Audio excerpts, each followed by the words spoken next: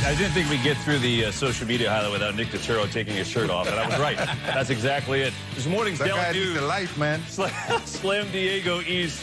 The Yankees pouring it on. Of course, the Padres hit all those grand slams this year. That's what the reference is to. And look, the Yankees lineup right now, I mean, it's amazing. I mean, they took apart Shane Bieber, who didn't allow any runs during the year. They took apart the Indians. They get to Blake Snell, their ace, and did that again last night. The question is, Alex, do you think now the rest of the series, will the Rays pitching staff, which is excellent, be able to manage this Yankees lineup? I think so, and they have the right guy on the mound in Glasnow today. I mean, here's a guy that struck out 91, walked only 22. In order to beat the Yankees, I'm going to quote Trevor Bauer, who said, in order to beat the Braves, you have to throw strikes. You can't walk them. The same is true for the Yankees. You have to attack them, and in the strike zone, you have to beat them. Glasnow has that stuff. Well, as I said earlier, they looked unstoppable last night. You know and I know, when the Yankees are healthy, no one wants to face this team. Right now, last night, they looked like the team that I saw last year in London. Like the offense was like all cylinders. If this team stays healthy, swing the bat like this, I think they can win it all. That's just the way that I feel. The Yankees face good pitching all year round, and that's their secret weapon.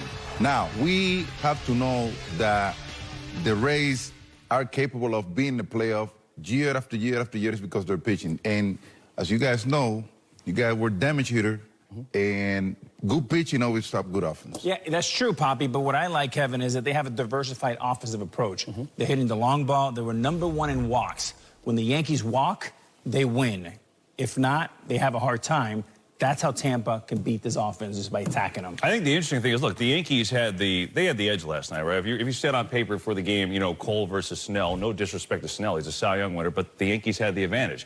But do they still have the advantage now the next two games with Glasnow and Morton going? That's a different story. Well, the depth in their offense. They're going to grind pitchers to death. So that's the only thing I'm worried about. Can their bullpen hold this lineup after Glasnow and those guys get to 100 pitches? Yeah. So do they have the advantage, Brent? What? Yeah. Yankees got the advantage. Of course they got the advantage. I like the Yankees to win it all if they can stay healthy. That's just the way that I feel. I've been watching the last couple of weeks. I saw what they did to Shane Bieber. Once I saw that, I said, watch out. This team could beat anybody. What happened with the White Sox, man? Long story. We'll talk about it in the green room. But they should be on this big stage right now.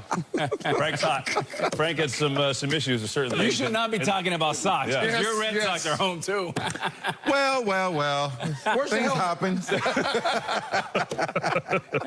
Exactly.